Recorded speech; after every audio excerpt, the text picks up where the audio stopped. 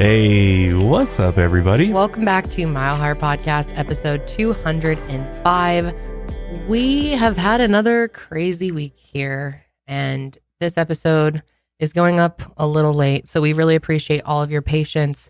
We know you guys are always really understanding for what's, going on in our personal lives. Sometimes you just can't plan everything. No, you couldn't have planned the last couple of weeks. No, yeah, we've really had a stressful. Yeah, we had to cancel an episode because I got the flu. Yeah. And then we came back. And then we said that we have guests coming in next week. Right. Which we did. We literally had them out here. Yes. Which in the office. Do you want to say who it was? Yes, we had Murder with My Husband. They're a wonderful podcast. You guys should check them out. They're very entertaining. Another husband-wife duo which true crime podcast, which is cool. We were so excited to get to work with another husband and wife, and yeah.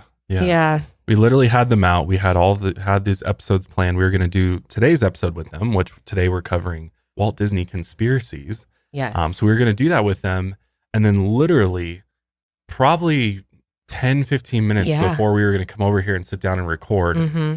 They were literally here. They were literally in our office. We were chatting. They came all the way from Utah. Yep. And yeah, we really appreciate them being understanding. But yeah, right before we were about to record, Josh got some really bad news. Yep. Yeah. I found out that my grandmother passed away kind of unexpectedly. Yeah. So that just obviously derailed that whole day. And so unfortunately, they were leaving the next day. Yeah. So we had to just kind of say, we're so sorry. We got to reschedule. Mm-hmm. So we're going to have them out hopefully at the end of the year. Yeah. After baby comes. Yeah, after baby comes, because things are about to get really busy for us for a while. And then it kind of was a bad time too, because we kind of had a little bit of a COVID scare here at the office. So yeah, which no one had COVID, but we thought there was a chance. So we had everyone home, and yeah, it's just been kind of one thing after another. So we're luckily still getting out an episode for you guys this week. It's delayed. Next week will also likely be a little bit delayed. We'll see, but yeah. Thank you guys for being understanding. We're trying to at least, the last thing we want to do is have to cancel episodes. We hate it when that happens, and we know you do too. So we're doing our best to sort of keep up on schedule, as much as we can. But I'm excited to dive into some conspiracies today. It's been a while since we put our tinfoil hats on. So it is. It has been. It has been. And these conspiracies are or rather conspiracy theories, or really just some legends. Legends or strange things that you probably didn't know about Walt Disney. We're going to focus a lot more on Walt Disney himself as opposed to like the Disney movies. Yeah. We might get into that a little bit at the end of the episode, but we're going to focus more on some really interesting things, many of which are true regarding Walt Disney, and maybe some sort of connections that he had with some nefarious groups and things like that. Yeah, it's really intriguing stuff. Yeah, it's pretty wild. So I'm excited to get into that. But me too. Before we get into the episode, I did want to remind everybody that it's been, probably a month now. I brought back Planet Sleep, my sleep podcast. So I don't even know if I've announced that on here since it came back. I don't think you have. No. I know I posted to the community page on YouTube and some of you saw it, but yes, Planet Sleep is back. So for those of you that are looking for something soothing to fall asleep to, I've got 5 or 6 new episodes up now on there. So we've continued our journey to Planet Sleep. So that'll all be linked below. And the whole concept with Planet Sleep is it's literally taking you around the world, and it's educational too. Yeah, it's very much an educational show. There's a lot of history involved. And the way that we sort of have done some of the episodes have been really trying to take you to these places, but also have you learn about them while you're sort of allowing yourself to journey through them, which has been really fun to do. And we enhance it with music and sound effects and things like that, and really try to create this experience. So yeah, shout out to Corelli, producer for the sesh, actually has been editing them and doing a fantastic job. So there's a video version of it on YouTube, and then obviously an audio version on Spotify and Apple Podcasts. But I just wanted to point out that it's not just for sleeping. No, you can really listen to it, learn something from it, and just take time for yourself to be calm. Yeah, it's just relaxing. Yep. So just wanted to put that out there if you haven't checked it out yet. I would love it if you did. We put a lot of work into it.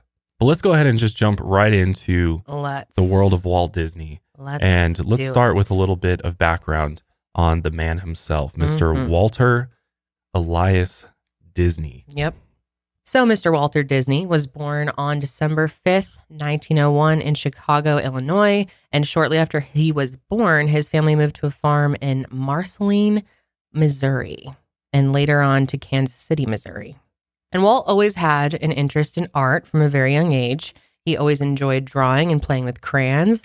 And once his family moved to Kansas City, he started taking cartooning classes at the Kansas City Art Institute and School of Design. When Walt was a teenager, his family moved back to Chicago and he started taking photos and making drawings for the school paper. And it was his dream to become a newspaper cartoonist. And during World War I, Walt was too young to enlist in the U.S. military. So he forged his date of birth on his birth certificate and joined the Red Cross as an ambulance driver in France. I did not know that. That's pretty admirable, honestly. Yeah. To do that.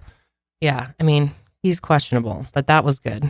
Yeah, that was a good move. So in 1919, Walt moved back to Kansas City and met a young artist named Oob Iwerks. And he and Oob started their own animation company in 1922. And things didn't really work out in Kansas City, but in 1923, Walt and his brother Roy went into business together. Oob and the two Disney brothers moved to California and reopened their animation company in Hollywood. And that's where they created the character Oswald, the Lucky Rabbit. I've never heard of Oswald. Yeah, he was like kind of the original Mickey. Oh, weird. Mm-hmm. Ew, it's kind of scary, honestly. Yeah, ew. Yeah, he's creepy. Yeah. All of it was kind of creepy looking in the beginning. But I guess back then there was really nothing like this before. So it's Mhm. probably really cool. You know, we have so many cartoons Oh, yeah. that we've all seen. So we judge older cartoons based on the new stuff. But back then you can imagine it probably was pretty cool to see something like Oswald, the Lucky Rabbit. But Oswald got stolen. A distributor just completely ripped them off. So Oob and Walt ended up tweaking it and created Mickey Mouse.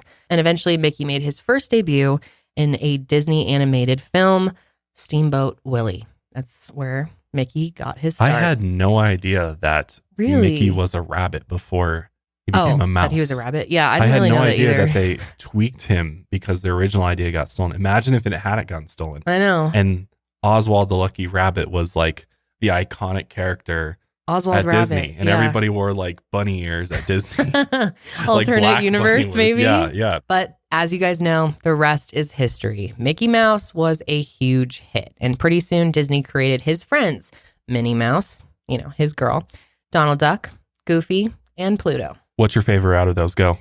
Donald Duck. Janelle. Probably Pluto, right? Is Pluto the dog? Yeah. Okay, Pluto. Janelle is I'm going to not struggle through trying this to be episode. You don't fun. even know? I'm seriously not trying to be like the pick me girl who doesn't like Disney. I just don't know. I know. I mean, you didn't really grow up with a lot of Disney. Not Just your parents didn't really. really like play it I for don't you. know. I didn't really. It's Didn't fine. vibe Were you with just it. not interested in it, or your parents I don't just didn't think- expose you to Actually, it? when I was really little, I think I liked Mickey Mouse. I remember I have like home videos of me with a Mickey Mouse doll, and I would like kiss him on his big nose. And you liked cartoons. You were always a fan of like Tweety Yeah. Bird. Oh yeah, I love Tweety Looney Bird. Tunes? Uh-huh. You were I a Looney liked Tunes Looney fan? Tunes. Is Looney Tunes part of Disney? No. Oh No, I don't think it is. No. No. Oh no. Or is it? No, it's Universal. Oh. You know how they have Looney Tunes at That's kind of like Universal? their competing thing. Yeah, Mm, yeah. I see. I take it back. I like Goofy better than Donald Duck. Donald Duck's kind of annoying. Wow. Goofy. That was pretty good. Not bad, right? Yeah. Kind of scared me for a Yeah, I was second gonna there. say a little horrified. It's fine. I wish I could do Donald Duck. That's my favorite. Oh, my mom can do it so well. Have you ever Really? heard her do it? No. She's so good at it. Oh my god. Get her up on FaceTime. Let's get a... Oh, I should hit her up. She's probably... Can you do a She's Donald probably Duck free. for the show, please? Oh my god. Okay, so 1937, Disney released the classic animated film. Their first one, Snow White and the Seven Dwarfs. And their company moved to Burbank, California. And in 1940, they released the classics Pinocchio, Fantasia, Dumbo, and Bambi. So think about this for a second, about those 4 films. And if I've seen all of them, you've seen all of them, I'm sure. Mhm. Janelle, have you seen any of I've these? seen Pinocchio, I think, and Bambi. I've seen Bambi. Oh, I'm yeah. surprised you've seen Bambi. And maybe I've seen Snow White. I don't remember though. Bambi's like traumatizing. They all are. It was. They all are. You're right. They all have like very dark themes in them. They do. They have of like death and fear, all of them. I think that's why I like didn't watch it, because I was like scared of everything as a kid. Yeah, still am. So I'm like, I don't need to be scared. What's the place in Pinocchio that they go to where everybody's just like Pleasure Island? Pleasure Island. That's yes, creepy sounding. Yeah, they Isn't named it? it Pleasure Island. Oh, it's and so it's like, creepy. I hated Pinocchio. Pinocchio is a weird, and I hated one. Dumbo too. That one really freaked me out. That's like a drug trip in a movie. Yeah, Really? I mean, just the it's adult creepy. themes Uh-huh. are run very heavy in all of these films. Yeah. And it's interesting that they were like made for children. But here's the thing too, is like sometimes we like to think like, oh, this is all so dark and scary, but it's also like at the time, Yeah. it was a different world. No, it totally was. I mean, most fairy tales were coming from Brothers Grimm Right, around this exactly, time too, which exactly. are horrific. Hansel and Gretel, Yeah. Things like that. Which we all have the soft versions of those Right. now, but the original versions, Little Mermaid even. Really? Oh yeah, it's like so creepy. It's Well, I mean, I think it was, maybe we've all just gotten soft, I think, and just, no, they were like horrific. but I think it's Cinderella and but stuff. why? The original. Like, why did they make it so? Why'd they make these children's tales so horrific? I don't know. Maybe kids were tougher. I think it was because kids were enduring the Great Depression. They were That's true. enduring the world wars and things like that. Like there was so much maybe. like death, destruction around them that it was so familiar and part of their daily life that they. But it's But like, honestly, why do that though? But Why? also, it's very prevalent nowadays. We're dealing with horrific things Yeah. that are happening in society all day long. So, Yeah. like, has that really changed that much? I think it's more of just a culture shift. But that- why did films go from these very dark adult themes to now like there's really not any of that in most films? I these wonder days. if it was mostly for money, sales. Like people just were Were they more willing trying- to show them to their kids if they are not or going to freak maybe them out they and were give them trying to nightmares. get adults to watch as well.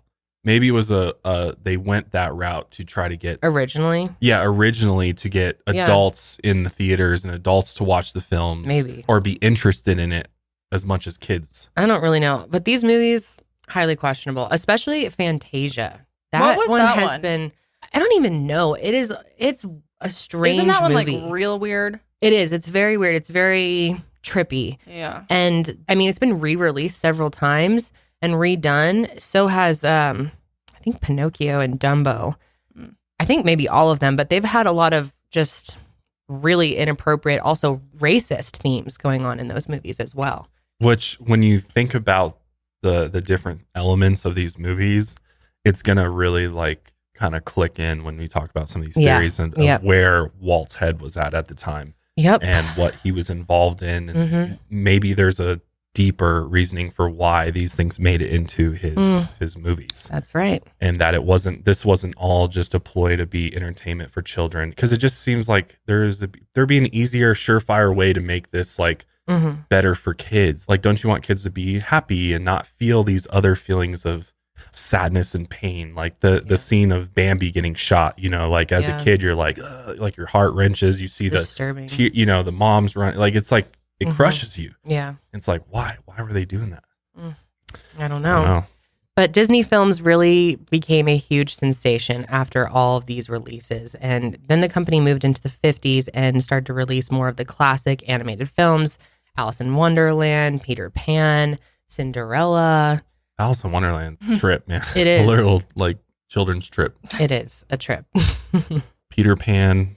I have questions about that one. I mean, they're all questionable, truly. Even Cinderella too. Like Yeah. Cinderella's got some. It's Some of the themes in that are like, interesting here. But Disney was planning something big. In 1955, they opened the world famous Disneyland theme park in Burbank, California. Here's some footage actually of opening day. This is pretty cool to see. fun. $17 million playground dedicated to children, Wow. both young and old, opened its gates to the Very public cool. today. These pictures were taken yesterday by Channel 8 there's cameraman Peter Pan's Will Forbes during a special preview showing of the Wonderland to invited guests. Views from a helicopter show the huge 60-acre playland. This The must have park been is the so mind blowing. brainchild of Think Walt about Disney it, like for and people to come includes visit such this. creations as a Mississippi Wow. River showboat, a horse-drawn trolley, and Snow White's Yeah, this castle. is like the first of its 30,000 Mhm. persons To build streamed something through so the park at this massive initial and so opening, immersive. and one had all he could do in some instances to keep from being crushed. Look But how visitors, fancy they're all some of dressed. them Oh yeah, considered dude, back many, in like Eddie the Fisher, 50s, accepted everyone's as dressing up. They're all in suits, The man. hair, From even the guys 4:30 like to curled their 6 hair o'clock all in the Oh, up. afternoon, wow. A Okay. live ABC telecast Dumbo? brought opening That's ceremonies scary. to folks across the Yeah, nation. that is funny. Nice lashes It was though. I was gonna presented say, over her lash in artist. San Diego. Then Governor Knight and Disney Had a led a train? parade Wow. of Disney's imaginative This must have been characters lit through for the people. grounds. People were like, wow. Oh yeah. There was Alice They were in lit. Don't they Wonderland, look lit? Mickey Mouse, Donald Duck, Snow White and the Seven Dwarfs, That's and creepy. such Yeah, famous the original persons as Mickey David Mouse Crockett, Bess design is Parker, and Annie Oakley. Questionable. Disneyland hopes to handle 60,000 persons Oh, a day God. in full operation. Pluto. They really Officials did him say they dirty. hope to gross $10 Cute. million a year. Oh, yeah. Tickets are Yeah, the $1 dwarfs. for adults and 50 cents for children. Wait, The what? park Hold has on. What did that just say? It's talking about pricing, how cheap that Yeah. was. They Yeah, hope to back that gross up. $10 million a year. Tickets are $1 for adults and 50 cents for children. Wow. Wow. But Wait, remember- will you look up how much it is for adults and children now? Yeah. I'm curious. I know it's constantly $100 going like up. $170 for an adult ticket or something Maybe. for Disneyland. I don't know. Is it that much? We went probably last time we went to Disney World. We've never been to Disneyland, but No. Disney World. We probably went like Oh yeah, I mean we probably dropped like $500 8 years for ago. a day. What? A day. No, I don't think we. No, but if that you do the much. fast pass and all that shit, We didn't it even do adds up. that. Or did we? Okay. we did. Can't find like a That was, like, one-day ticket, but this 2016. 2-day ticket for one park days, which would because they only had one park back then. So it's $255 for an adult, $240 for a kid. Oh my god! So, like- And if you want a hop park, then it's $315 for an adult, $300 for a kid. that is ridiculous. Now that's 2-day. Wow. Well, it says one park per day. Okay, yeah. So I guess divided by 2, it's around what 125 ish. And that's for Disneyland. Yeah. I wonder if Disney World is different. That is crazy. I mean, what is it going to be in like 10 years from now? Okay, I just found for Disneyland, they start at $76 a day for a standard theme park ticket. Just for standard? Yes. What does that mean? Means that you probably won't get to ride anything. Yeah. You'll be because standing in line and hopefully get one ride in and get your freaking Yeah. turkey stick and go home. It's like the turkey. Your turkey leg and go home. Ew. Yeah, those are nasty people walking around with those Oh, okay. things. So yeah, so it starts at 76, but it's basically $100 a day per person. That's just wild. Yeah, Just they- to get in. Ridiculous. But What the rides are free, right? Once you're in, you can just keep Yeah. like you don't pay for the rides. Yeah, but you pay for everything else. Yeah. Your and it's body so pays expensive. the entire day. Yeah, while, you're, that's true. while you're in pain. Yeah, your feet hurt so much by the end of it. The amount of time we spent waiting for Space Mountain that one time was like 2.5 hours. What? Yeah. We stood in line for 2.5 hours to ride Why? Space Mountain. For Because like we're a idiots. 30-second ride? No, for real, y'all We're- idiots. Because everybody's an idiot that goes Yeah, to for Disney. real. There's nothing else to do. It's like, okay, you can wait in that line or you can wait in that line. What's Or you can just stand here and waste your money completely. what's the appeal? I mean, There's really not. Obviously, something's appealing because this is like the most successful thing ever. But I I'm mean, like, damn, that's crazy. we went on a really busy weekend too. I believe it was like a holiday weekend. I'm pretty sure it was like Memorial Day or something. Well, they really like now to have a good experience at Disney, you have to drop tons of money and you It's have to crazy. plan way in ahead, way in Yeah. advance. That's what we So you learned can do last time. reservations You have to for- reserve everything, like different restaurants and stuff, any type of experience. Yeah. Like if you have just to show really up the put- day of, No, like you're screwed. having a bad day. You're gonna It's want so your money intense. back. It's- Now, I'm assuming people in California can get like season tickets. yeah. Same Yeah. in Florida. You, You can can do that in get Florida like too, yeah. discounted like pass basically. I think they Mhm. do passes or something like that Yeah. for residents. Which probably makes it more worth it if you go a certain amount of times. But I don't know, like, I mean, But just the amount, if you think about the amount of visitors that visit every day and the amount of money that people pay, their profits are like astronomical just for Yeah. their theme parks, Oh, not yeah. to mention all of their other IPO and all their other, IPs and oh, yeah. Just movies, insane. films, studios. I They mean, own like everything. It's crazy. Yeah. A lot more than $10 million a day or $10 million a but year 10 that they were million making. back then, Yeah. I mean, Yeah. instantly, probably one of the richest men And he in was the country. doing that with just 50 cents for kids and $1 for adults. But this was back when like a nickel would get you like Right. a So loaf that of was bread. pricey. Yeah, that was pricey. That was like you got to save up to do But it. shows how many people were going. I mean, it was a huge hit right away. Well, I think it was because it's kind of the first place where this fantasy that you got to immerse yourself into through the films and books and things like that became real, and like you could actually walk through it. And there's something about it that like we all find interesting. Even with like Harry Potter and Universal and everything, like being able to go into Hogwarts for the first time is somehow it's cool. Makes you feel really like, oh, this is cool. It's especially as a real and kid. magical. Yeah, it's a magical type thing. This is insane. I just pulled up an article that says Disney parks, experiences, and products. So it's obviously not just Disneyland. Their revenue doubled to $7.2 billion in the first quarter of 2022 compared to What? $3.6 billion in the same period of 2021. Granted, COVID Pandemic. was but just the number of 7.2 billion in the first Damn. quarter. That's insane. Yeah. Bucks, man. Yeah, Okay. we always talk about Elon Musk and Tesla and SpaceX. Watch out for Disney, man. Well, Elon's got to be making more, right? Well, yeah. Well, he makes more because of a lot of other things he Yeah. does. But So obviously, it all started with Mickey. Well, really all started with Oswald, who turned into Mickey. But he is now one of the most iconic and recognizable characters. According to the Disney company, 98% of kids ages 3 to 11 in the entire world know who Mickey is. Damn. That's fucking it is. It's scary. insane. It's scary. scary. Influence that Disney has. It is. That's a lot of power. But obviously, a company that massive is bound to have some secrets.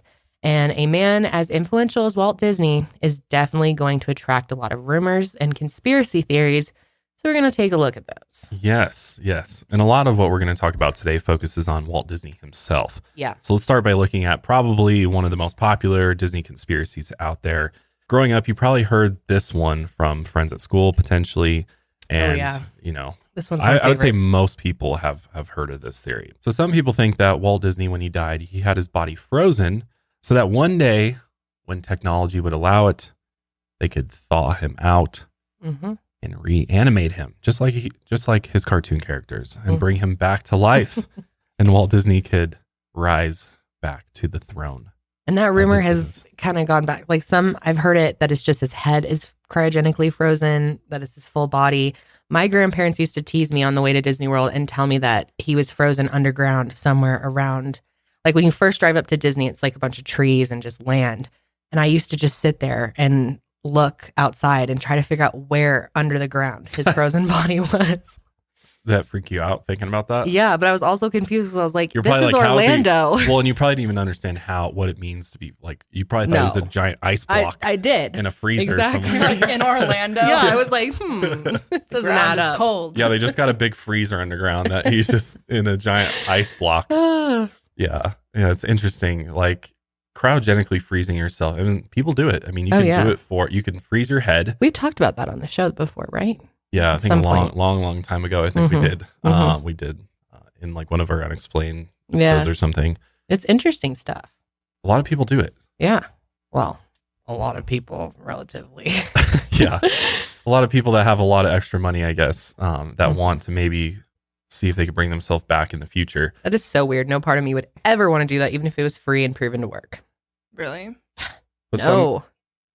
Why would you want to like come back, like be de-thawed, and the world's probably gonna be way more fucked up? Be like, freeze me back up.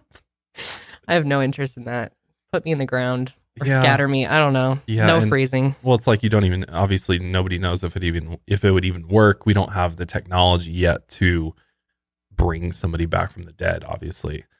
But some people, I think it's like $40,000. You can have your head severed from your body after death, and they'll Ew. put it in a nitrogen tank and just it'll suspend there, probably with a bunch of other heads of other people. You probably share a tank with other people Mm, and have your have your head frozen there. you're Fred. And That's the so idea is creepy. that one day, eventually we're going to all be cyborgs. We're going to be meshed with robots. We're going to have actual like mechanical parts.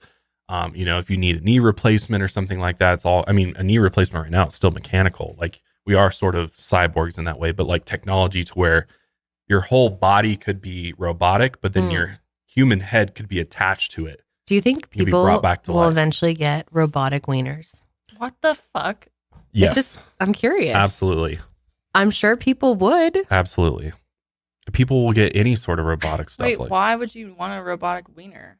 I'm sure there's reasons. Okay. if yours it was has some severed by features. like Lorena Bobbitt, you know, your crazy ex severs your wiener. Lorena, yeah. I don't know. Maybe they could have like features on it, like different settings and So basically like a vibrator yeah. setting. And I'm sure people would be into that. If you can do it, I'm sure people will happen. do it. It will happen. Mhm. There will be ways to do that for sure. That's really creepy.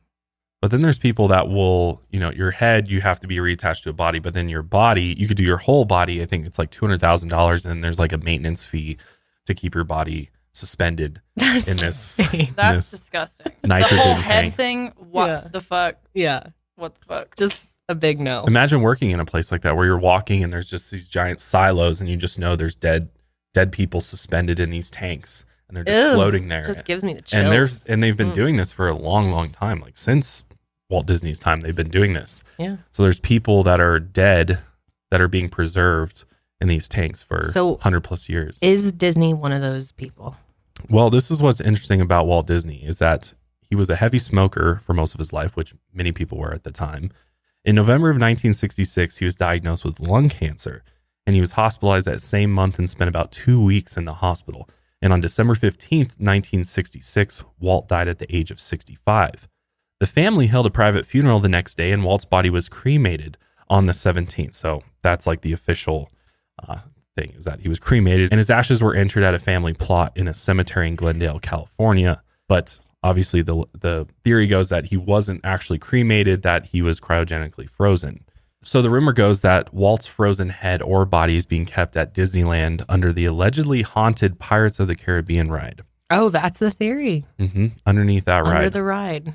Because that ride was actually being built at the same time that Walt Disney died. So I think that'd be a great spot to stick him. Which I'm like, out of all the places you would stick your your founder under a ride, like why? That What? ride is pretty legendary, though. Yeah, it is. It has a certain smell to it. Like anyone who's been there knows it's like it's a good smell. I don't know how to explain it. Maybe it's the chemicals from the cryogenic freezing. Maybe, or it's just the water, the chlorine in the water No, I'm just kidding. to keep it It's totally from the getting water. infested I with love bacteria. that smell. I've seen candles in that scent. Really? Mm-hmm. Was it like Pirates of the Caribbean scent? What was it? Pirates of the Caribbean ride scent. The Really? water. They have Yeah. a candle like that? Oh yeah, it's a whole thing. Like people love the smell of that ride. People will know in the comments for sure. Really? You can buy a Yeah, scented people are candle obsessed of with that? it. Like people go and they just stand there and smell How the do you ride. make a scent like that? You go to the ride and... Candle, people can do anything. But the public didn't find out about Walt Disney's death until hours after he passed. And this was probably because the family had to be notified before the public was. But some people think that the news was announced later so that there was enough time to freeze Walt before the story broke. A few weeks after he passed away, a reporter claimed that he snuck into the hospital that Walt Disney died in and saw his body being frozen in a cryo chamber. The reporter had no proof or photos, and there actually isn't any proof that this reporter existed at all, but the rumor took off after Walt's death, and it's super popular and well known today. It was first published in a magazine in 1969, and a Disney publicist apparently told the magazine that the rumor was started by a bunch of Disney animators with a weird sense of humor. Disney's daughter Diane has said that her father wasn't frozen, he was cremated. She didn't even think her father knew what cryonics was, which I think is possible as well. But the rumor bothered Diane so much that it was actually part of the reason that she opened Walt's old Disneyland apartment up to the public. But Disney did have a fascination with technology in the future, as we all know from the rides and Space Mountain and all these things. Plus, cryonics was becoming a more well-known topic in the 1960s, so it's definitely possible that Walt had actually known or seen this technology before. His death certificate states that he was cremated and his ashes were spread on the Disney family plot in Forest Lawn Memorial Park. And the funeral services were private, just for immediate family members. But some people believe that the private funeral was really just a cover for what was actually happening to Walt's body. But Walt was a private man, and he said he didn't want a funeral. He'd rather people remember him alive. Another rumor floating around is that Disney didn't want the location of his remains to be public, and the cemetery he's entered at won't give out the location of the Disney family plot. but that's a pretty common request from celebrities who want privacy after they pass. Many people have still found the plot's location, though, of course, but some people have said that there's no plaque for Walt Disney there or anything to indicate that his remains are there, even though he was such an important figure. But there's a picture of the plaque at the family plot that pretty quickly disproves that. As you can see, it says Walter Elias Disney. Since his ashes were scattered on the plot, there's no real way of checking to see if they're actually there. But this has obviously all been, when ashes are spread, it's, they're not there anymore. So anybody could be like, well, they were never there. Yeah. In 1972, Bob Nelson, the president of the Cryonics Society of California, said in an interview that Walt Disney, quote unquote, wanted to be frozen. But he also said that Walt missed out on the opportunity because he never put his wishes in writing. And according to Bob, Walt's family didn't want him to be frozen. Walt had apparently called the Cryonics Society after his cancer diagnosis and asked them all about their facilities and technology. And the society was incorporated the same day that Walt Disney died. Only about a month after he passed, the first human was cryogenically frozen. And Bob said that it would have been cool to have Walt Disney be the first, but it didn't happen. He claimed that he'd seen Walt's ashes with his own eyes. Another rumor that's out there is that the movie Frozen was created to combat the rumor of Walt Disney being frozen. Oh. So whenever someone looks up Disney Frozen or Walt Disney Frozen, the movie Frozen pops up instead of the legend. That is stupid. There's no way that is why. They could still type in Disney cryogenically frozen or anything else. If that's true, then it's not the first disinformation campaign the Disney company has gone on. Next, we're going to take a look at the shady origins of Walt Disney World. But before we do, we're going to take a quick break and we'll be right back. We all have that one friend who, when you ask how they're doing, they always say that they're fine. It's kind of the same with my cats. They can seem fine, but since I don't speak cat, I just go with it. I should say that I used to go with it. But we wanted a little bit more peace of mind when it comes to our cats. They're so important to us. We've had them for over 10 years. And that's why we switched to Pretty Litter, the world's smartest cat litter. Pretty Litter crystals actually change color to help you detect early signs of potential illness like urinary tract infections, metabolic acidosis, bladder crystals, and more. Plus, Pretty Litter is ultra absorbent and instantly traps odor. It's lightweight, dust-free, and works for up to a month without clumping. That means no more wasting litter. Plus, Pretty Litter ships free to our door in a small, lightweight bag. So we never run out, and we don't have a massive container of litter taking up space, and I don't have to lug that big, bulky container from a store to my car to my house. But Pretty Litter is literally pretty, and we love that it doesn't smell. It's so small, it doesn't take up much space in our home at all, and the health detectors gives us such peace of mind. Once you try Pretty Litter, it'll be the only litter that you'll ever use. Head over to prettylitter.com right now and use code MileHigher to save 20% on your first order. That's prettylitter.com, code MileHigher to save 20% on your first order. prettylitter.com, code MileHigher. Gotta love that sound. It's the sound of another sale on Shopify, the all-in-one commerce platform to start, run, and grow your business. Shopify gives entrepreneurs the resources once reserved for big business, so upstarts, startups, and established businesses alike can sell everywhere. Synchronize online and in-person sales and effortlessly stay informed. When we first started our merch business, I had no idea where to start. I started doing some research, and that's when I actually ran across Shopify.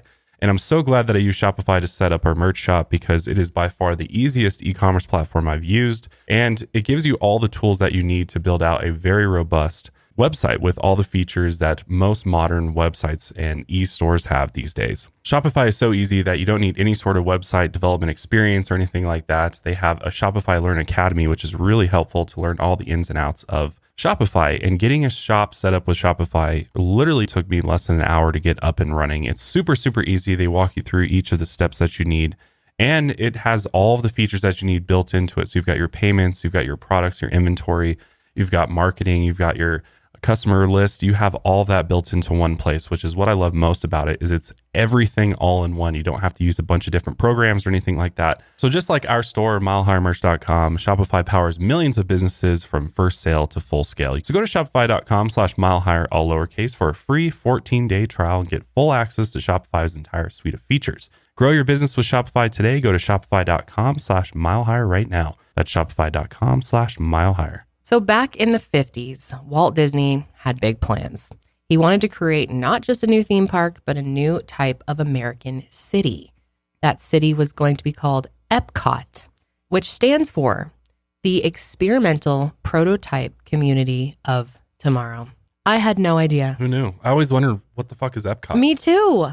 What a weird name for a park. Yeah, I just kind of accepted it. I was like, that's weird, but I like it there. Experimental prototype community of tomorrow. Hmm. So Walt was a very forward-thinking guy. He was thinking about what the future is going to look like. So a if you've lot. never been to Epcot, there are a few rides there, but it's not really a theme park. It's more of an experience park, I would call it.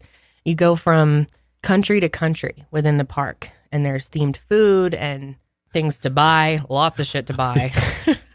And You'll spend a lot of money there. oh yeah, Because yeah. otherwise it's just like you'll Yeah. be sad the whole time. It's mostly you just walk around and buy stuff. Yeah, And then there's a literally. few rides. They Yeah. do a pretty good fireworks show. And they have some really It's cool classic pretty, rides like there. it's like Mhm. nice to look at, but Yeah. Huh. Never knew that that's what it stands for, though. That's very interesting. So, Epcot's city center would have originally been surrounded by a climate-controlled dome. It would have its own airport, a theme park named Disney World within it, a modern transportation system, and an industrial showcase. And there would be no unemployment or home ownership, just a community of happy renters living in one big, happy, Disney-controlled bubble. And this top secret concept became known around Disney as the, quote, Florida Project. The project was definitely Walt's most ambitious idea. Epcot was set to be the city that changed the world. But first, Disney needed the land to build it. It was going to be hard to buy up all that property without raising eyebrows. If property owners knew that the company was trying to build a park in Florida, land prices would obviously skyrocket. And that's where the CIA comes into this story. Disney hired two high-level CIA agents, Paul Helliwell and William Wild Bill Donovan, to help them buy up the land. And they helped Disney trick local property sellers into deals where Disney got their lands for prices as low as $100 an acre. so rather go the honest way and get a real estate agent. He's Yeah. like, no, I'm going to get CIA agents Yeah. that specialize in tricking people into doing what they want them to do. Mm-hmm. And the two CIA agents created a secret communication center, trained undercover Disney agents, and helped the company in a disinformation campaign. This would make sure that Disney's project stayed top secret. And the agents created multiple fake shell companies to buy the land with that had vague names like Reedy Creek Ranch Corporation. None of the local real estate agents and sellers had any idea that they were selling their properties to Disney. Their plan worked. Now they had the land, and Paul Helliwell told Disney that the company should set up two towns under their control so that they can avoid government regulations. The Disney company wanted full control over their newest project, and that meant that they needed to have full control of the towns they were located in.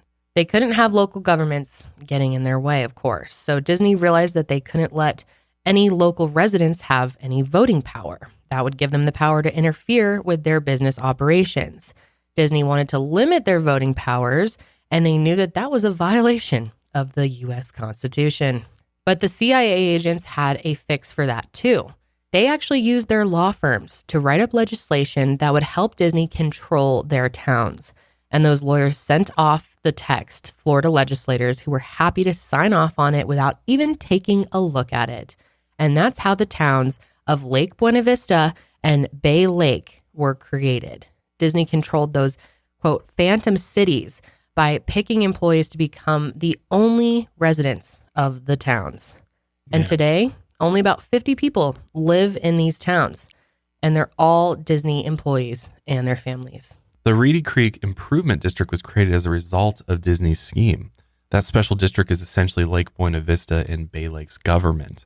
Only landowners in the Reedy Creek Improvement District are allowed to vote for a 5-seat board of supervisors. And all of those landowners are hand-picked Disney employees. So now Disney would basically have their own privately owned police, medical, and fire departments, and they'd also be exempt from certain tax and environmental regulations. Plus, all of the park's tax revenue would go back to the company. Everything was going according to plan, and in 1966, Walt Disney formally announced his vision. The Epcot City project, though, was scrapped after Walt Disney died.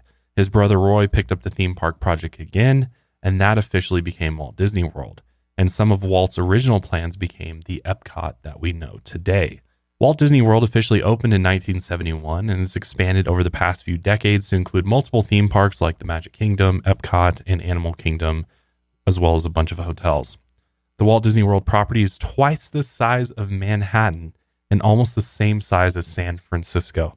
Let that sink in for a minute. That's a lot of area for a company to own, especially a theme park company. It's also full of a lot of undeveloped land. Some of it is set aside for future construction, but a lot of it can't be developed since the area is too swampy. I mean, it's middle Florida.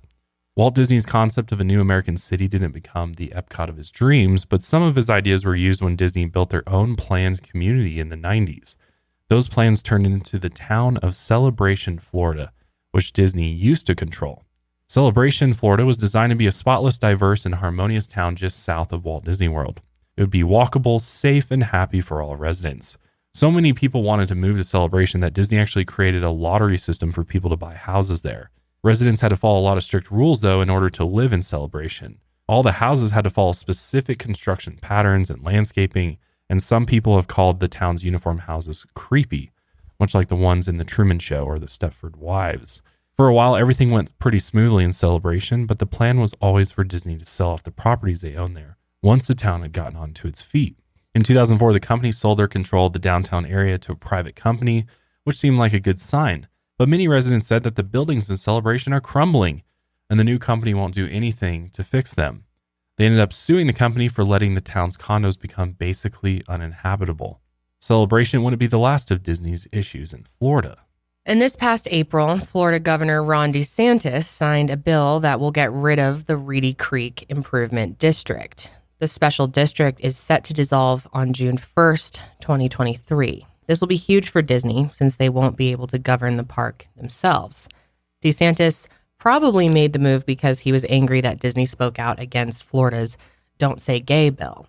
And the end of the special district might have big consequences for local residents too. Now, the taxpayers in the Orange and Osceola counties will have to foot some of Disney's bills. The Reedy Creek Improvement District covered all of the costs of the two towns' police and fire departments, waste management, water, electricity, roads and bridges, and more. And now taxpayers will have to cover those things. They'll also be stuck paying for the park's billion-dollar debt. Residents in the two counties Disney World is located in might also have their taxes increased by 20%. I would love to hear from people down in Florida, especially in these areas, what they think of all this. So anyway, now we're going to look at if there are any other connections between Disney and the CIA. Before Walt Disney was hospitalized and died, he wrote one last note, and the note was titled TV Projects in Production, Ready for Production or Possible Escalation and Story. And there were some interesting things written underneath that. A couple different things. Ron Miller, two Weighed Down Seller, Kurt Russell, and CIA-Mobley. So Ron Miller was Walt Disney's son-in-law who sometimes produced live-action Disney movies. Way Down Cellar ended up becoming a Disney movie released about a year after Walt died, and Kurt Russell was a rising star actor at Disney during this time. But what does CIA-Mobley mean? It probably refers to Roger Mobley, another big Disney star at the time. Walt probably wrote all those names to pass on to someone developing the Way Down Cellar movie. But what does the CIA part of that mean? That is still a mystery to this day. And why did these two CIA agents help Disney back in the 50s and 60s? Maybe it was because they shared the same vision of America that Walt had. Maybe it was because they wanted an influential man like him as a CIA asset. Or maybe it was because Disney was about to help the US government pull off an incredible hoax. Which leads us to our next conspiracy. And this one falls under the moon landing was fake conspiracy umbrella, which we've done a whole episode here on the moon landing conspiracy that goes into pretty great detail on all the different theories about it. But today we're going to be focusing on Disney's connection to the moon landing was fake. So the theory is that Disney used their movie studios to help Stanley Kubrick and NASA fake the 1969 Apollo moon landing. These conspiracies have been around since Neil Armstrong first stepped foot on the moon. And basically the gist of it is that the US staged the moon landing so that we could beat Russia in the space race that was going on at the time. Some people think that all the footage the Americans saw of the moon landing was actually filmed in a movie studio. Parts of the footage people saw on July 20th, 1969 was actually simulated, and those portions were clips of the Apollo lunar module landing on the moon. Obviously, it was the first manned spacecraft to land on the moon, so of course there was no cameraman already waiting on the surface. Plus, CBS put a disclaimer on the footage stating that it was a simulation. There were real videos of the astronauts walking on the moon for the first time, but some people think that those videos are actually fake too. But here's one key piece of proof. There's a photo of one of the Apollo astronauts that shows a strange light in the shot, and some people think that it came from a movie studio's lighting system. But that light is really just a lens flare from the camera. The large rectangular shape in the middle came from the camera's aperture. So according to the moon landing conspiracy theory, NASA actually hired Stanley Kubrick to direct the fake moon landing movie or film that everybody saw that they thought was real. And whose studios did NASA and Stanley Kubrick use to film the moon landing footage? Well, probably the largest studios in the world and the most advanced, and at the time that was Disney's. If that really happened, it would have, it would make sense that they would use a Disney studio for that. Mm-hmm. Plus, Walt Disney had an interest in space, and the company made multiple space exploration movies in the 50s, including Man in Space, Man in the Moon, and Mars and Beyond. Walt wanted to make the idea of space exploration less scary for the American people. The movies were supposed to introduce them to the concept and make them more curious about it. In the 1950s, the US was going head-to-head with Russia in the space race, so humans in space was something that was on the horizon. Disney actually worked with a German aerospace engineer, Werner von Braun, in order to create those films. Von Braun was the chief architect of the launch vehicle that brought the Apollo spacecraft to the moon, and he's considered the father of the American lunar program. But von Braun was also a member of the Nazi Party and the SS organization, which was a major Nazi paramilitary organization. But von Braun had also been a member of the Nazi Party and the SS, which is a major paramilitary Nazi organization. He created a lot of rocket technology for the Nazis during World War II, and he said that he was more or less forced to join the party or else he'd have to give up his aerospace work. So whether or not von Braun actually committed to Nazi ideology is still sort of controversial. But regardless, he and his specialists surrendered to the US in 1945, and we brought him over to work for NASA. In fact, after the war, the U.S. brought more than 1,600 Nazi German engineers and scientists into the country and gave them government jobs. This is an intelligence program that was named Operation Paperclip. I'm pretty sure we've done an episode on that, or at least talked about it. We've talked about it before, for sure, Mm-hmm. but we haven't done a deep dive Fully on Operation dove in. Paperclip before. So that's basically how von Braun met Walt Disney. And there was another Operation Paperclip physicist who worked on those Disney films. His name was Heinz Haber. He was a Nazi Air Force captain who worked with the U.S. Air Force after the war. And not only did Heinz work on those films, he became Disneyland's chief scientist. He hosted an episode of the show Disneyland named Our Friend the Atom, and he wrote a Disney book with the same name. Here's a clip of Walt Disney introducing Heinz Haber. We added a nationally known scientist to our staff to head our new science department. A nice His first notch. Just a assignment was former to write Nazi. the book on the atom and to help us in developing this program. And here to tell you the story of our friend the atom is the author of our book, Dr. Heinz Haber. Haber. As we developed our story of the atom, we made an amazing discovery. We had a science story, but suddenly we realized that it was almost like a fairy tale. By a strange coincidence, our story turned out to be like the old fable from the Arabian Nights, the fisherman and the genie. Yikes. So both Haber and von Braun worked with Disney to develop the Disneyland park attraction Rocket to the Moon, which is in Tomorrowland. And the two Operation Paperclip Nazi recruits collaborated with Disney, NASA, and the U.S. military to create films that would get Americans excited about space. So did they realize that they couldn't actually finish the job by getting a man in space, which led them to fake it? Did the U.S. government need to win the space race in order to justify Operation Paperclip? Or was the whole thing a plot to advance what the Nazis believed? Or do you think it's all bullshit? Sound off. We want to know. Man, it's tough because obviously without knowing, Walt Disney personally, I just think it's very odd. Out of all of the scientists in the country, bizarre. he teamed up with two former Nazis, which I get. They came over and, obviously we don't know for sure whether or not they subscribed to Nazi ideology, but still they were part of the Nazi. Yeah. So they probably did. And yet they were heavily entrenched in a lot of what Walt Disney was doing at the time with his science department and everything else. And you can imagine they probably spent a lot of time together personally. There's probably a lot of conversations. So, I mean, you never know. Maybe he brought them in because they shared similar views to what Walt Disney had. Yeah. Maybe. I mean, we just don't know. We don't know. It is odd though. Speculate. Oh, very odd. But keep in mind, Walt Disney had been dead for 2.5 years by the time that we landed on the moon. Walt also died a year and a half before 2001. A Space Odyssey was released, which was an MGM Studios production, not Disney. So where does Stanley Kubrick come into all of this? Kubrick's film, 2001: A Space Odyssey, had been released in 1968, a year before the moon landing. He supposedly had enough experience to help NASA fake the moon landing in a movie studio. And there was a video floating around of Kubrick confessing that he helped fake the moon landing, but the interview was actually just a hoax created by a filmmaker and a paid actor. The filmmaker said on his website that he interviewed Kubrick in May of 1999, but Kubrick actually died in March of 1999. So obviously, we'll have to assume the filmmaker conducted the interview via Ouija board. Yeah, it was the only way possible. Yeah. So why would Disney agree to do this? It was supposed to be a secret, so the company wouldn't get any publicity from it. Was Disney in the pocket of the U.S. government?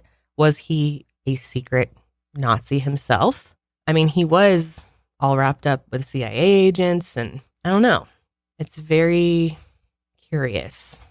It is, because even at the time, I'm just thinking, like, I get he was really wealthy, he was really powerful. He was obviously in the upper echelon of society, and he would probably have those contacts. He probably could get those contacts, but it's interesting that he's so wrapped up with the, former Nazi members and CIA agents, or if for some reason he was an asset to the CIA, perhaps, keeping an eye on these former Nazi members, something like that could have been possible. Like he was almost a spy. There's also another theory out there that's, of course, not ours. It's just floating around out there that Walt Disney was a racist, anti-Semitic FBI spy. So not only the CIA, but the FBI now is involved with him. So a lot of these rumors probably stemmed from Mark Elliott's 1993 book, Walt Disney, Hollywood's Dark Prince. Mark wrote that Walt Disney was a fascist, anti-Semitic, Nazi, sexist, racist, a heavy drinker, and an FBI spy. Pretty bold accusations there. So what proof does he have? In 1937, Walt and his brother Roy visited Germany while they were on a European promotional tour for Snow White. A German film distributor owed the Disney company a lot of money, and the Disney brothers were trying to get that money back. Walt did meet with some fascists during his career, including a German filmmaker who visited Hollywood in 1938.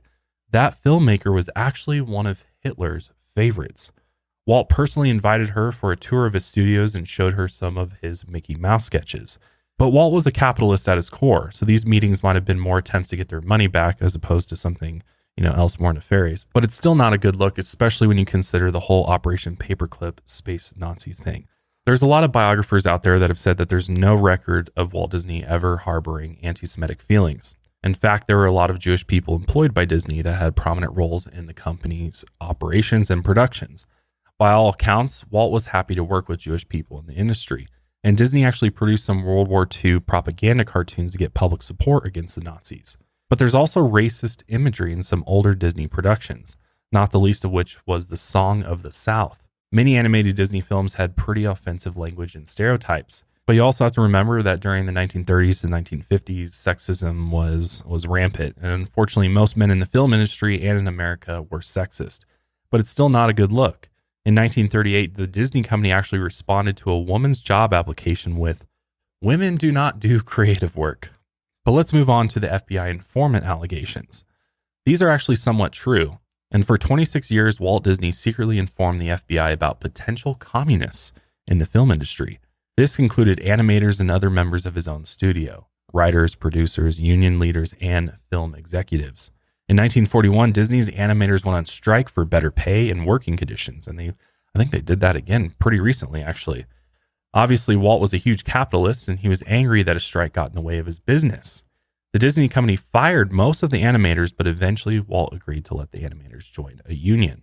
But he was still very pissed about the whole thing.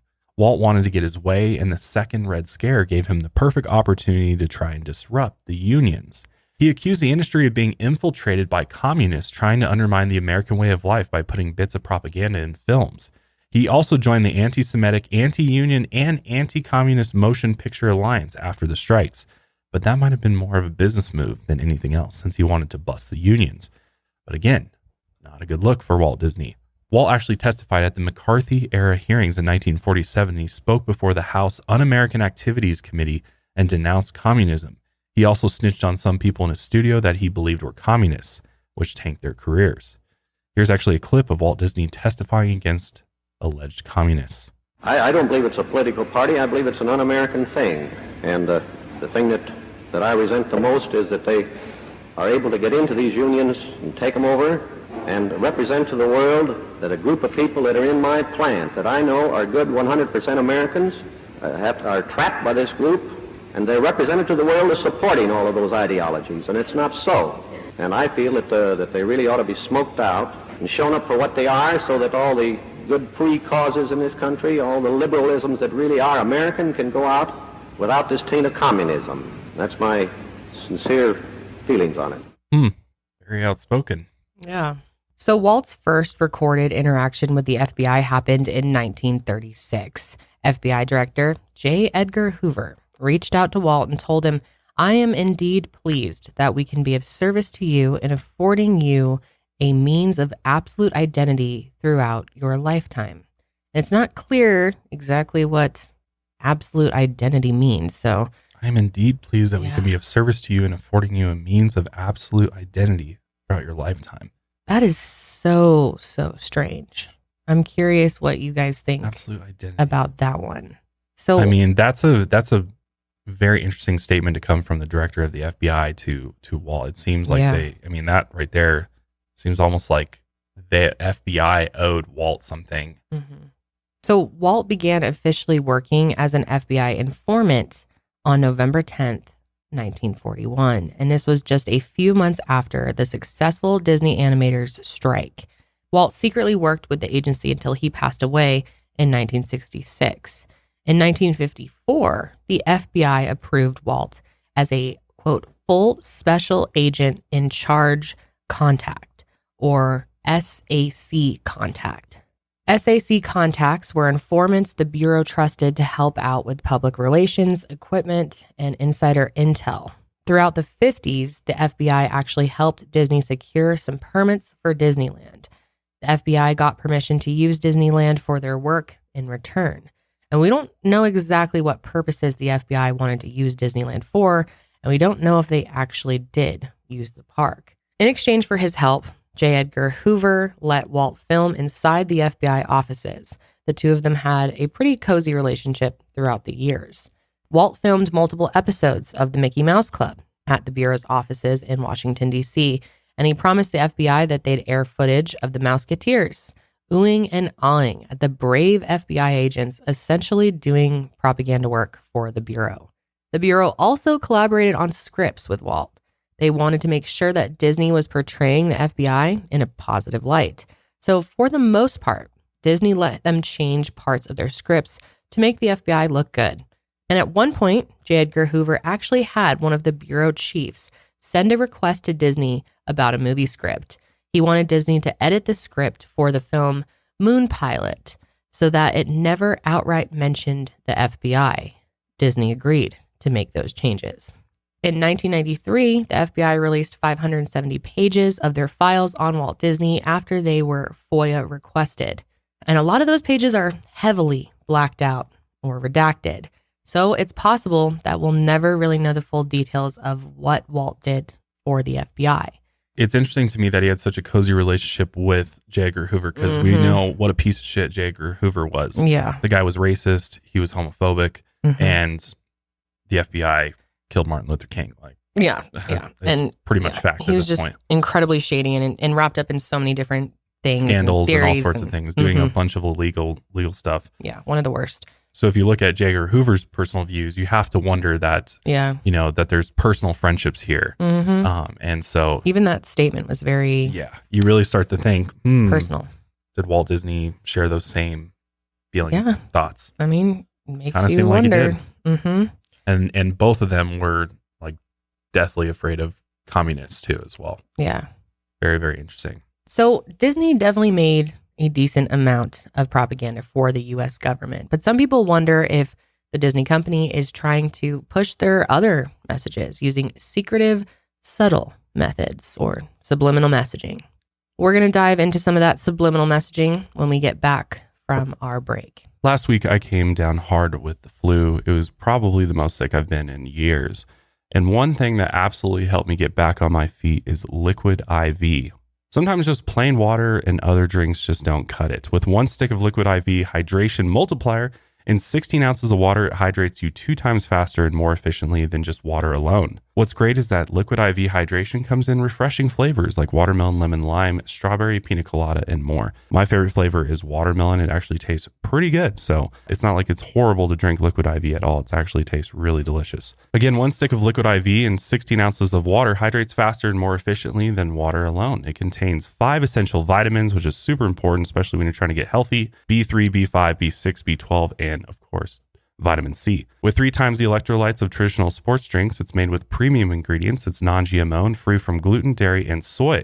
And what makes Liquid IV so effective is the science of cellular transport technologies, or CTT. Really helped me get back on my feet from this horrible illness. So grab Liquid IV in bulk nationwide at Costco, or you can get 25% off when you go to liquidiv.com and use code MILEHIGHER at checkout. Really great to have on hand during flu season. That's 25% off anything you order when you use promo code MILEHIGHER at liquidiv.com. Experience better hydration today at liquidiv.com. Promo code MILEHIGHER.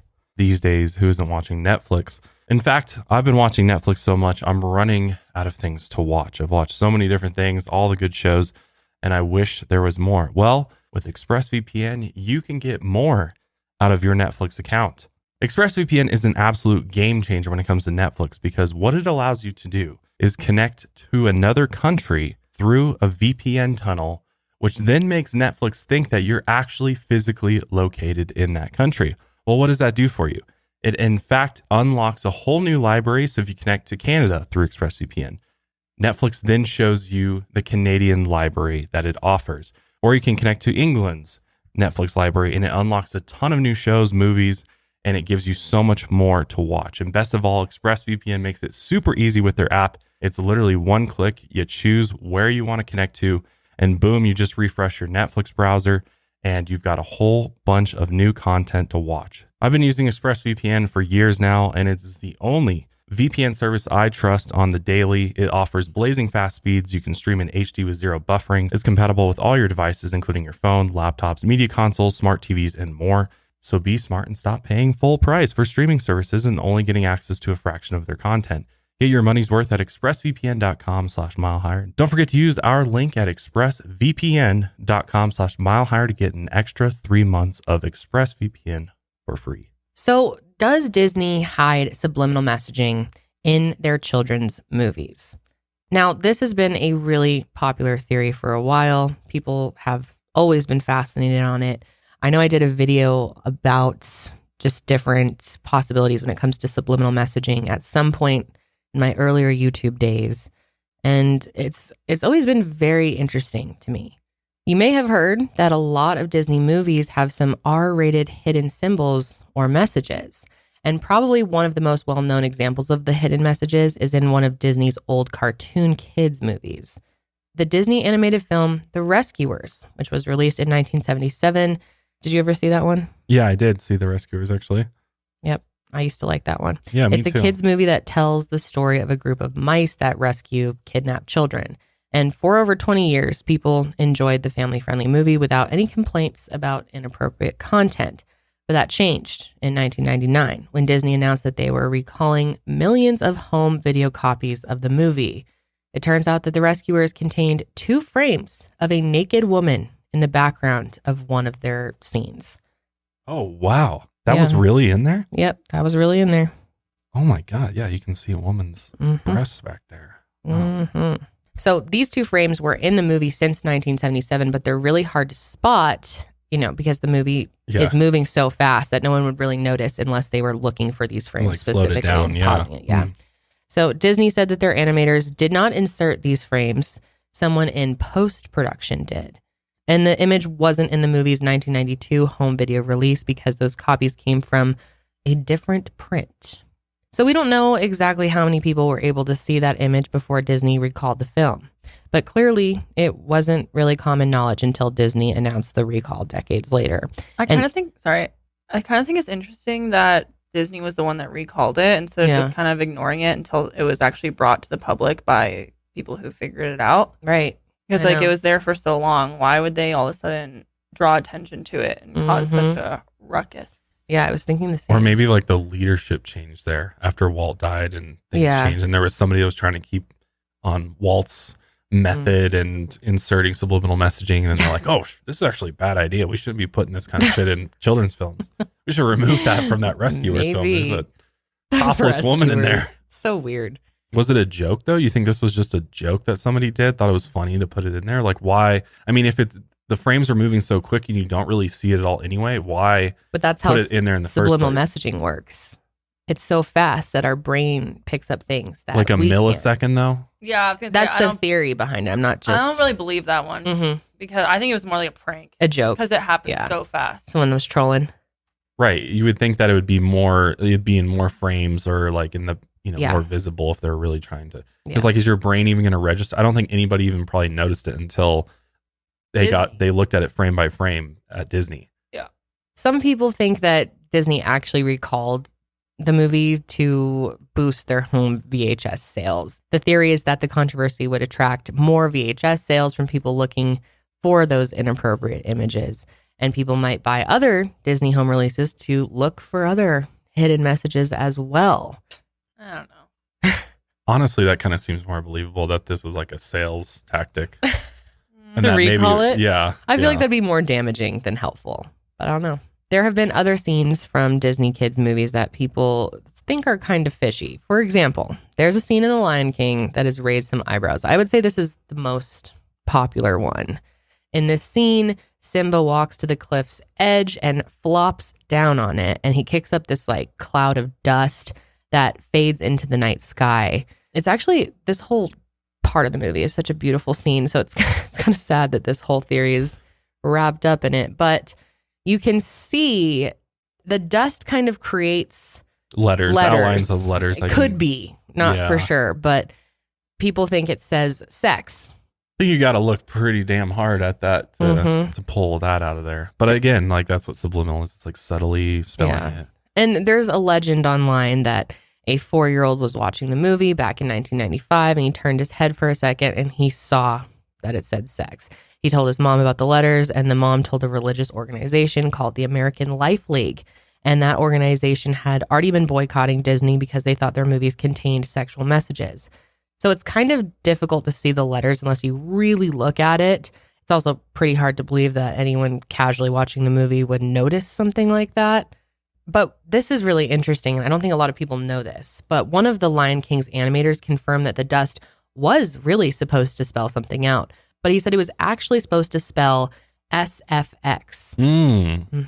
It was a small tribute to the film's special effects team, according to him. And if you go and look at the dust again, it to me, it looks more like an SFX. I don't know. Yeah, it does kind of. I guess there's that tail on the F there that like you could say was an E, but or maybe it was just a design error. They were just like, oh shit, we should have separated that little last particles of dust a little bit better. Because I mean, but it's not uncommon for companies to put in like little shout outs. Yeah, little Easter eggs are what they're called. Yeah, a lot of games do that. But it does look. Could go either way though. I see sex more than I see SFX. Why not make it a little bit more pronounced so that you don't run into this controversy? Right, just kind of weird.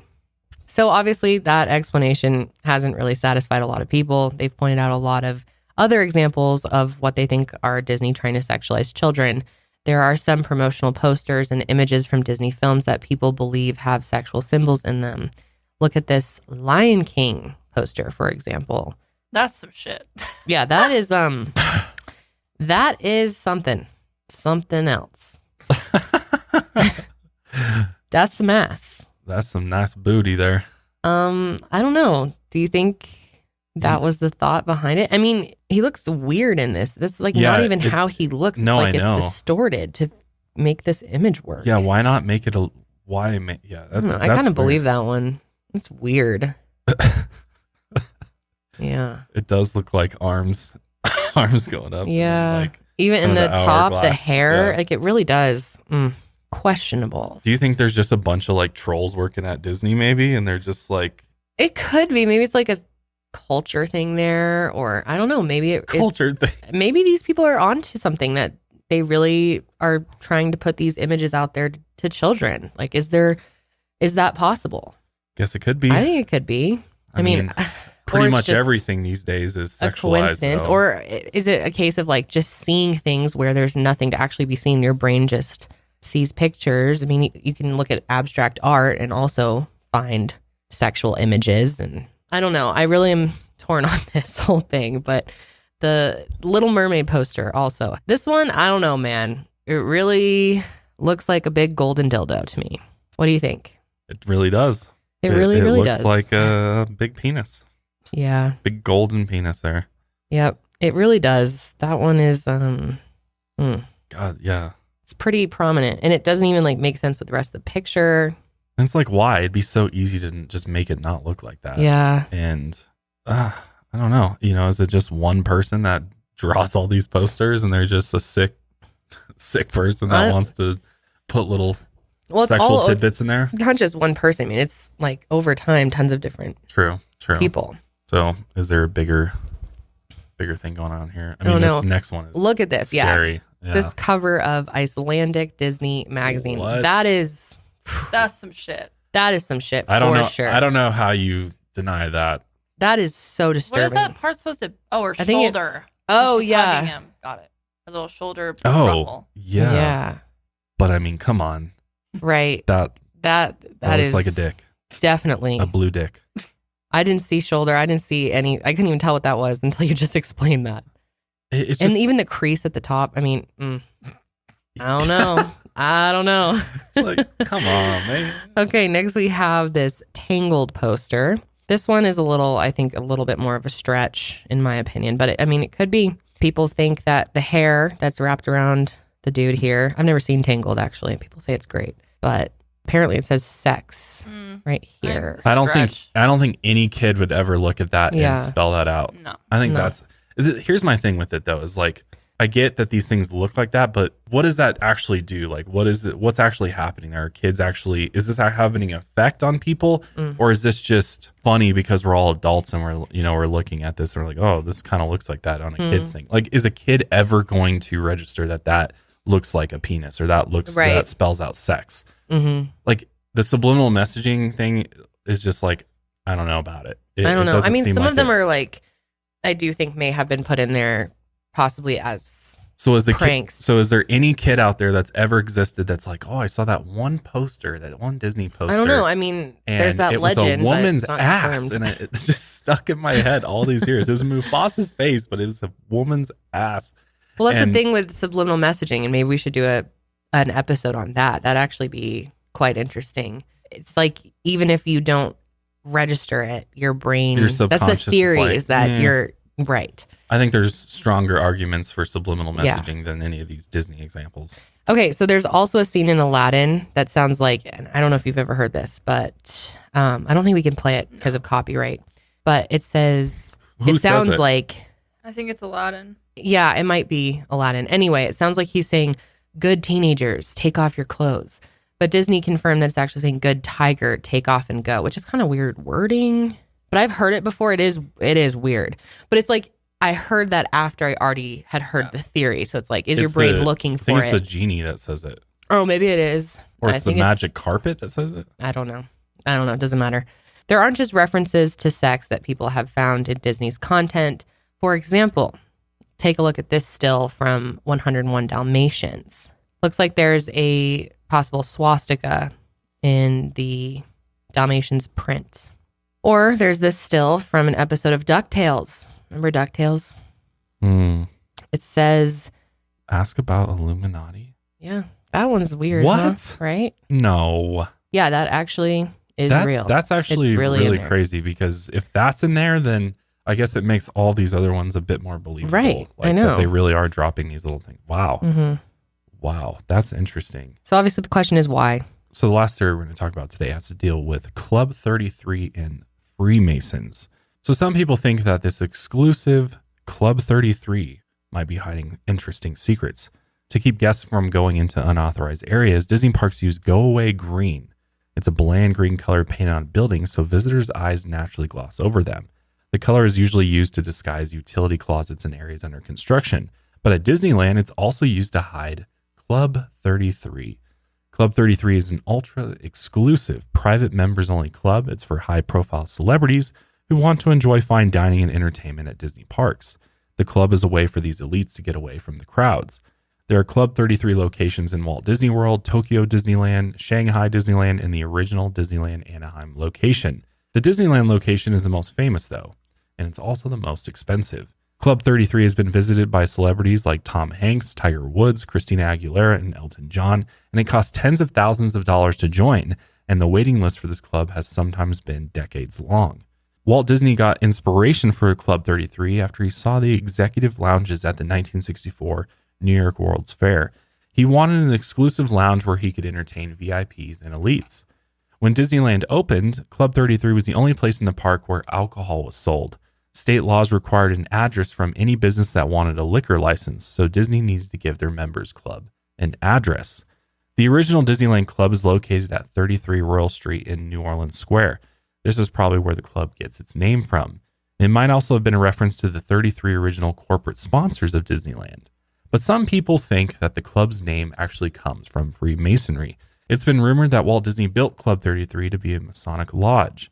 You've probably already seen a few conspiracies online related to the Freemasons, which I don't think we ever did a whole episode on the Freemasons, even though I'm sure we said a million times we're going to. It's definitely something we should revisit. But Freemasonry is a fraternal organization that's been around for centuries. It's a secret society. Originally, they were groups of stonemasons that formed guilds and regulated the business. They were basically like a medieval trade union for stonemasons.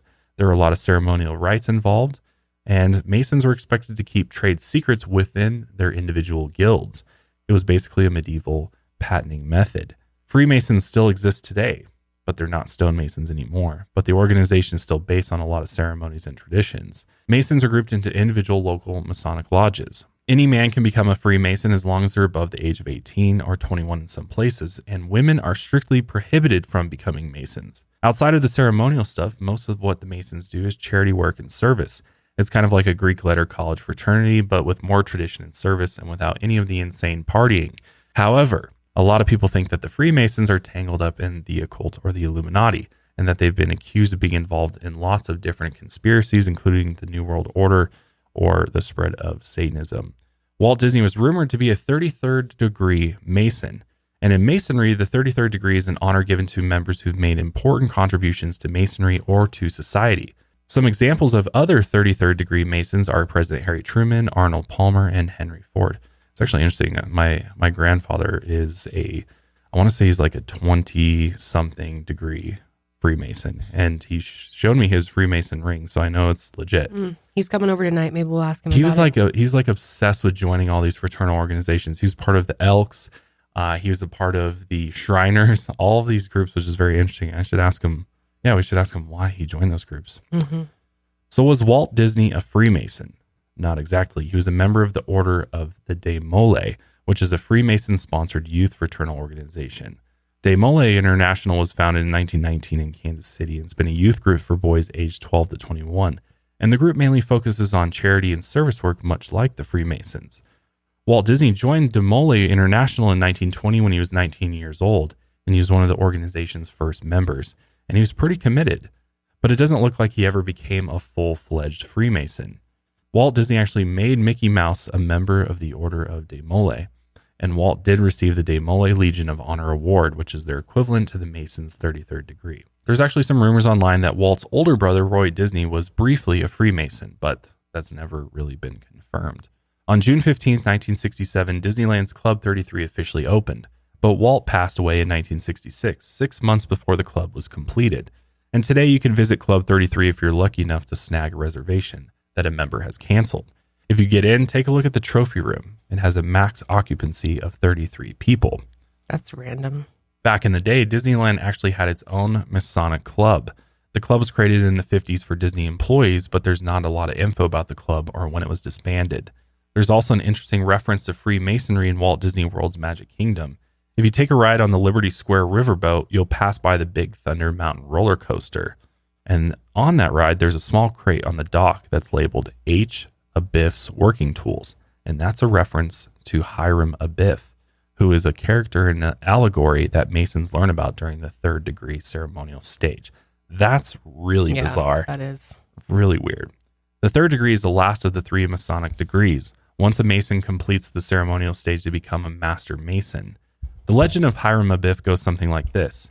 He was an architect of King Solomon's temple and a Freemason, and one day intruders came into the temple and tried to get Hiram to give up the Master Mason's secret passwords. He refused to tell the intruders, and they killed him for that. And the story is supposed to teach the lessons of faithfulness, loyalty, and the certainty of death. So why is that reference there at all? It's unknown who designed the crate, and Disney died decades before Big Thunder Mountain was constructed. So it was probably a Disney Imagineer, which is what they call Disney's creative engineers, who had some tie to masonry that put it there. That's really weird, though, that they would put that in, like, on the ride. Yeah, really strange. Or is it just to try to, like, make people think? Maybe they want everybody to think all these conspiracies are real. I don't know. I think there's they're more kind of planting it. I don't know. But there's also some more numerology stuff out there related to this conspiracy. Was 13 an important number for Walt Disney? The letter M is the 13th letter of the alphabet. And you've got Mickey Mouse and Minnie Mouse plus Mason. Disneyland's mailing address is 1313 South Harbor Boulevard in Anaheim. And 13 is allegedly a Masonic symbol. But the Freemasons organization has denied this. Also, the number 3 sort of looks like mouse ears if you turn it to the side. So it does the letter M. Yeah. So Mickey Mouse might equal 33. Well, I think that's all we have time for today, but you could go on and on when it comes to the Disney stuff. You can go we through didn't even like get all to Disney the films. parks, and there's other theories and more subliminal messaging stuff. So if you guys are interested in another episode of this, maybe later on this summer, let us know in the comments below what you think. Yeah, the ties to the former Nazi party members and the CIA. He was tight with J. Edgar Hoover. I mean, it's really hard to deny some of the stuff and that there may be deeper meanings planted everywhere for some, darker purpose. Yeah, I think there's a lot more to the story. I'm very curious about those documents that were blacked out, redacted. I know, right? I mean, I feel like there's probably so much that Disney has to protect and hide from Walt Disney's past. I mean, in order to create the sort of illusion they've created today, the Magic Kingdom, where dreams come true. Yeah, and just some of the content that came out too is just questionable when it comes to his character as well. I mean, I don't know. I think there really is something to it. What do you think, Janelle? Yeah, I definitely think so. And actually, I was just to bounce off of the 13 number that kind of interests me. I just found this article, and there's like tons of examples of A113 in all different kinds of movies. Oh, wow. They plant it everywhere. Nemo, Bugs Life, Up, Monsters University. Wait, with Nemo, is it the address, the Wallaby Sherman? No, it's on the diver's camera. You can't really see it in this picture, but on the, what is this, Princess and the Frog on the train. Weird. My whole thing is like, why? Why would, like, if you're trying to be this, sorry, Blast from the Past. That's a Disney movie, The Brave Little Toaster. You want to talk about trauma? That movie fucked me up. Really? Oh my God. I never saw that one, I don't think. What's that one about? It's about all these like sad appliances who are all misfits. They're like junk, like a vacuum and a oh my gosh, dude. Seriously, the vacuum almost dies. It's like a whole thing. That movie I used to get so scared of and cry, but it was one of my favorites too. It's I didn't know weird that was Disney. I know, it's so weird that if you think about all the Disney movies, how many of them have a common theme of death in it? Because Pixar's Disney, right? Disney Pixar. Yeah. Holy shit. Yeah, this A113 is like everywhere. A113. That is interesting. I wonder if any of you out there know more It could about just be that. because, again, the 13th letter of the alphabet is M, and he just loved M because of Mickey Mouse, and that's why he plants it everywhere. But I don't know. That's well, what's up with the A? That's weird. And why? Yeah, I don't know. Well, we definitely want to hear your thoughts on this one, folks. Chime in. yeah, it's really bizarre. I don't know how I feel about Disney now. I know. It's one of those things. Everything has to be ruined, right? There's no good anything anymore. Wow, it's a good note to leave Yeah, on. just everything sucks. There's no good kids movies anymore. Bye. This is why Have we're a good night, Team everybody. DreamWorks. We're Team DreamWorks here. Oh yeah, DreamWorks. I love Those some Shrek. films are good. Shrek's good. But then there's theories about, isn't there like theories about Shrek too? Oh, don't tell me that. I think there are. I think there's like wild theories about Shrek, and conspiracy theories. I mean, gotta there's look this up real conspiracies about fast. everything. Yeah, I thought I saw that there was a Shrek conspiracy theory. Shrek. I see fan theories. Oh, dark Shrek fan theories that make total sense. But I mean, you could That will literally, freak any you out. movie, you could come up with Yeah. a crazy theory about Oh it. yeah. But, There's theories about everything. but yeah, let us know what Interesting. you think of these Disney conspiracy theories. Had you heard any of these before? And should we start doing some detective work on all of the other animation studios out there? Yeah. Are they all evil? That is the true question. Yeah, I think we need to dive into the Freemasons more too and look at some more of the theories surrounding them and It's secret interesting societies. stuff. I forgot. Yeah, it's been a while since we visited secret societies. Yeah. Might be time to Yeah. dive back down that We're one. hoping to explore more into that world.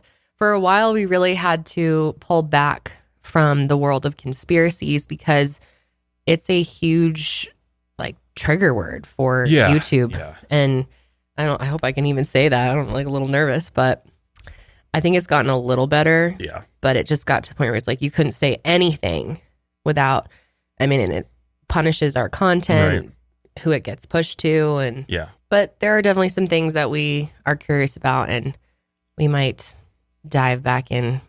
We will. Yeah. I'm telling you right now, we will. Because We I will. love that stuff.